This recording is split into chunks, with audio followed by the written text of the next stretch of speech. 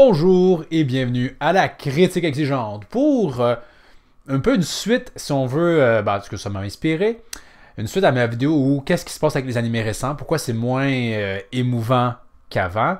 Donc pour faire j'aurais voulu faire un top 10, mais honnêtement c'était trop difficile, donc ça va simplement être 10 moments terriblement émotifs. Je dirais pas forcément émouvant, ce sera souvent plus tristounet, mais peut-être d'autres choses aussi. Donc 10 moments émouvants dans différentes séries. On s'entend que je pourrais en nommer, et j'en parlerai le moment venu, d'une tonne dans Bleach et Naruto, rien qu'à eux, mais on va essayer de diversifier quand même. Donc c'est vraiment dans un ordre qui n'a aucune implication. Peut-être dans certains cas, je pourrais dire certains segments qui pourraient potentiellement être au top, si c'était un top, mais j'irai quand même vraiment pas dans l'ordre.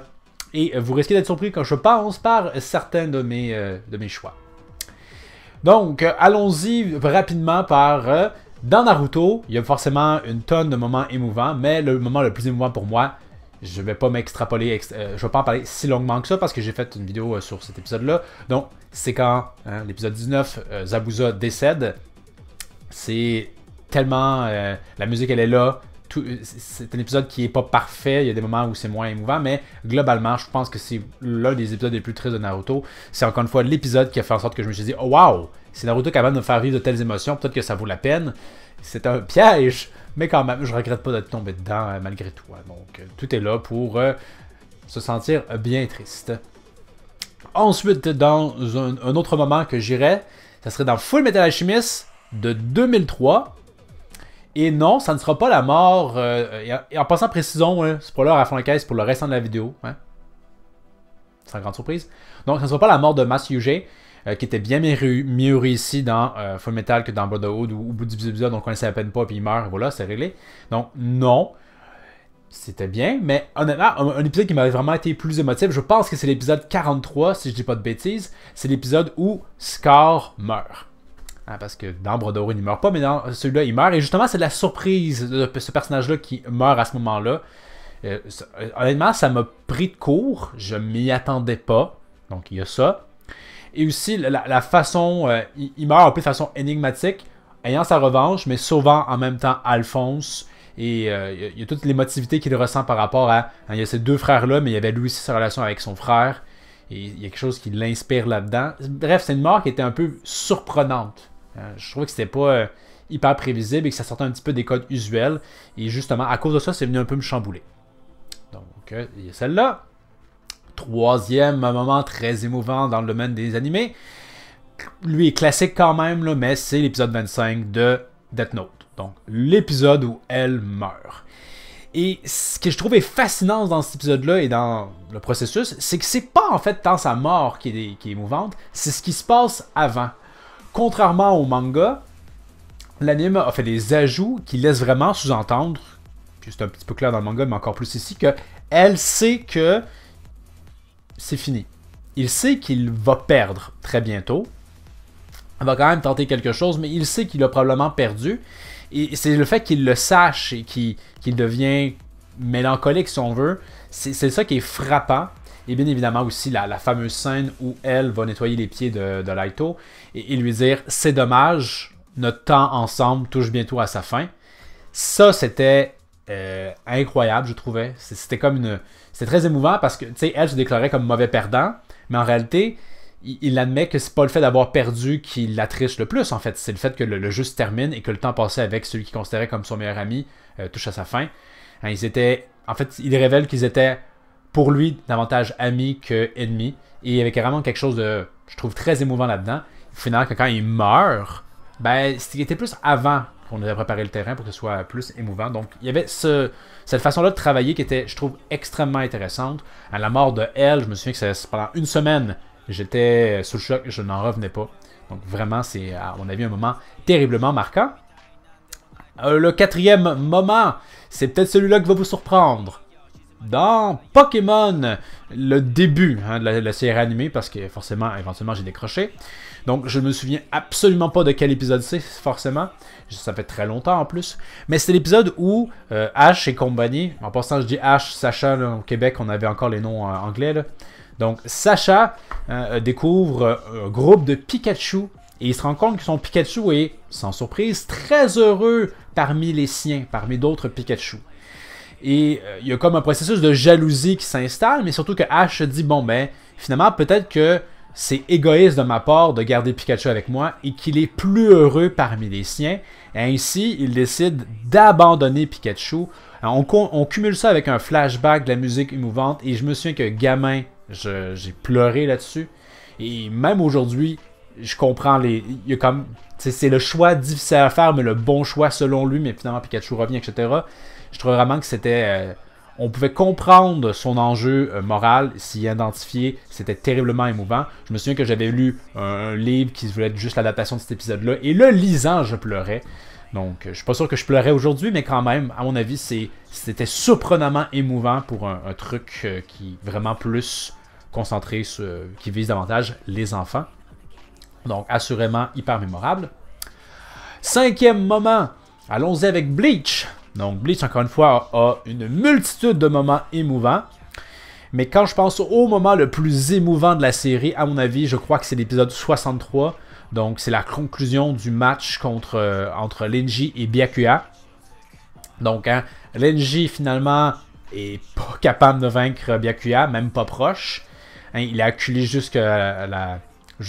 il est acculé au dos du mur. Il a le choix. Soit il peut juste comme abandonner et Byakuya va en rester là, ou décider de se dire je vais y aller à fond, je n'abandonne pas.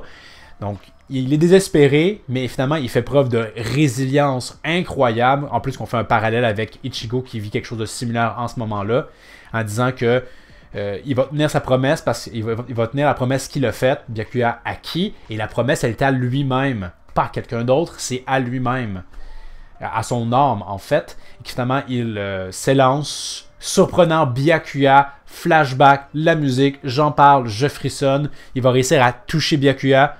Rien de plus, il va pas vraiment le blesser. Mais finalement, Byakuya va quand même dire que félicitations, tu as réussi à m'atteindre.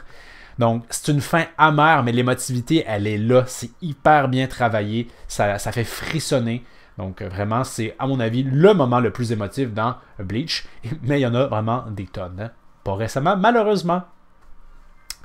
Ensuite, on est rendu au 6e. J'irai avec... Je crois que c'est l'avant-dernier épisode de Steins Gate. Pas Steins Gate 0, bien sûr.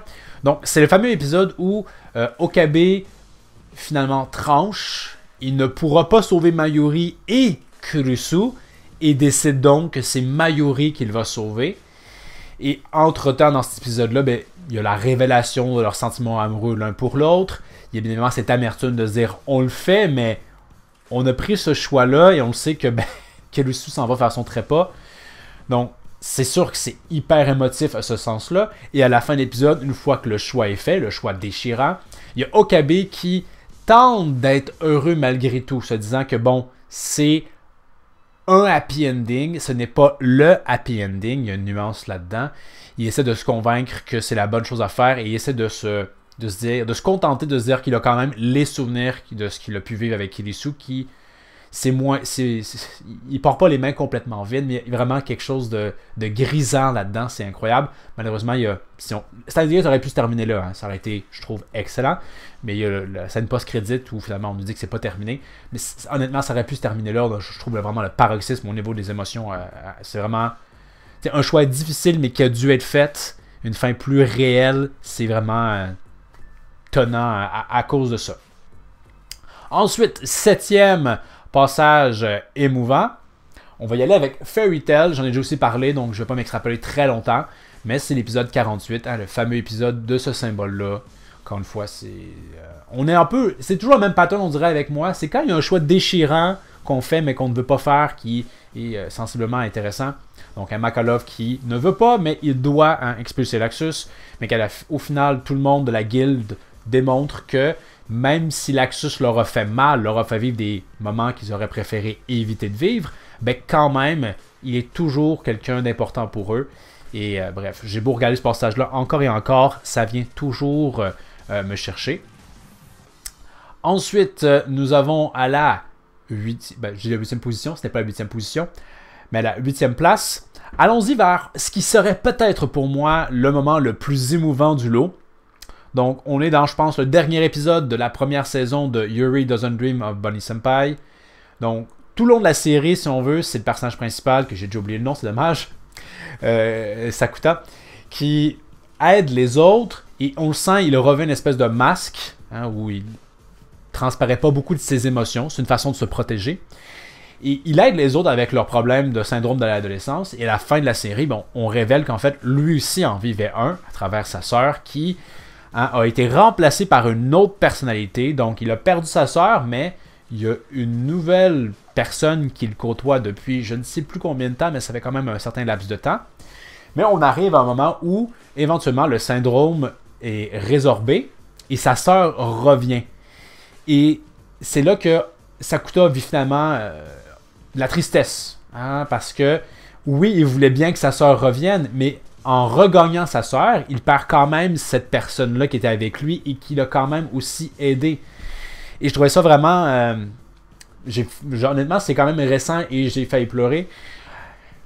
Parce que, premièrement, c'est une série fantastique dans le sens où c'est le monde normal, mais des éléments surnaturels. Fait qu'on peut, je trouve, davantage s'identifier à Sakuta que par exemple Renji, qui est dans un univers merveilleux. Il y a ça. Mais c'est vraiment le fait de toute son empathie. Tu sens à quel point c'est une bonne personne fondamentalement et qu'il vit de la détresse et que ça vient de chercher. En le sens où il voulait aider, il a perdu quelqu'un qu'il voulait aider, même s'il retrouve sa sœur. Donc, encore une fois, comme avec Steins Gate, c'est un peu ambivalent. Il y a quelque chose de bon, mais il y a quelque chose de mal, et on aurait juste voulu que ça soit à 100% bien, mais ça ne peut pas l'être. Et cette dure réalité-là, et comment elle le frappe, et le fait qu'il se révèle finalement à nous à travers qu'il est émotif, il vit de la tristesse, mais il tente bien que mal de le cacher. Honnêtement, c'est vraiment un effet de coup de poing, je trouvais, qui était incroyable, et qui, malheureusement, on n'a pas vraiment retrouvé dans la deuxième saison. 9e moment terriblement émouvant dans les animés, c'est dans Gurren Lagann, et vous le voyez venir bien sûr, c'est la mort de Kamiya. Parce que ça, là, c'est tellement, j'en ai probablement parlé dans ma review, là, mais c'est tellement une réussite, je trouve, totale. Parce que on vit exactement ce que les personnages vivent. On ne s'y attend pas. Kamiya, même si, globalement, on comprenait qu'il n'est pas le personnage principal, il l'incarnait quand même, et il décède tôt dans le récit, et c'est très surprenant, on s'y attend pas. Et comment c'est construit, c'est incroyable. Après coup, on vit dans l'épisode suivant le deuil en même temps que Simon. Je trouve juste fondamentalement ce qu'ils ont voulu faire marchait si bien. C'est une mort qui est surprenante, c'est incroyable, et on pourrait parler que c'était quand même aussi très émouvant quand à la fin, l'idée de Kamiya est tellement forte qu'elle devient son propre personnage. C'était vraiment incroyable. Donc, franchement, c'est en termes de trépas de personnages hâtifs, si justement, par exemple, dans Brotherhood, je pense qu'ils ne l'ont pas réussi, malheureusement, ben ici, c'était fichtrement bien réussi. Un moment terriblement émouvant. Et le 10e moment émouvant, encore une fois, il pourrait en avoir peut-être plus que ça, mais on va s'arrêter là. Je crois que c'est l'épisode 68 de Sakura, chasseuse de cartes. Donc, encore une fois, une série plus vieille.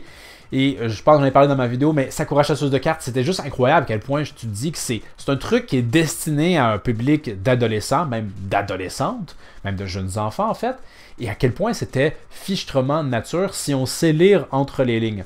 Donc dans cet épisode-là, Sakura revient dans le passé pour rencontrer Chloride, et le passage où Chloride annonce à Yue et à Kerobero que demain, il meurt, je trouvais vraiment que dans la forme et la présentation, il y avait quelque chose de fichtrement perturbant, si on veut.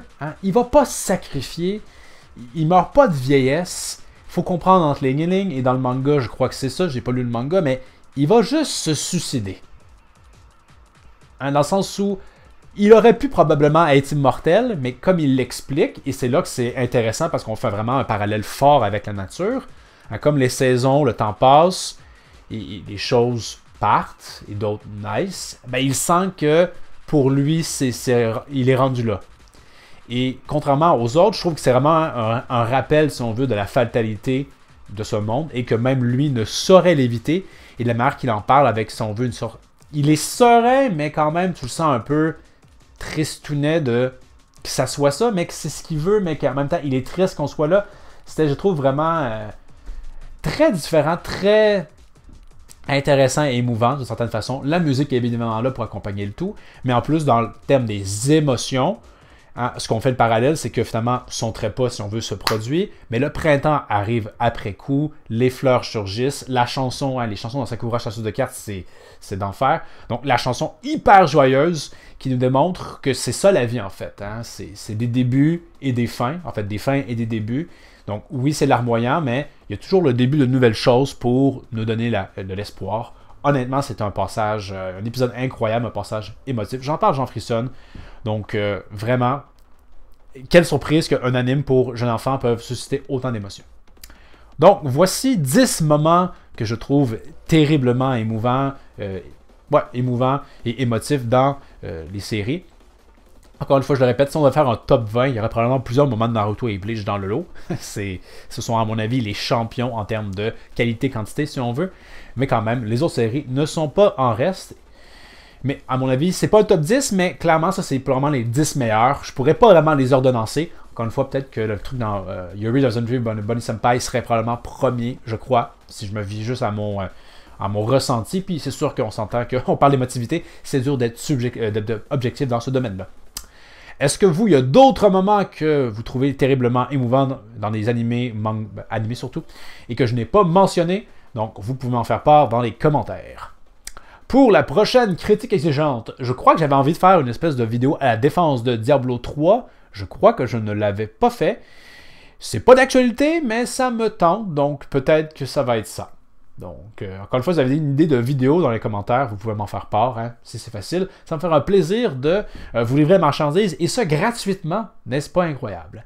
Donc, n'hésitez pas à vous abonner, et je vous dis à la prochaine critique exigeante.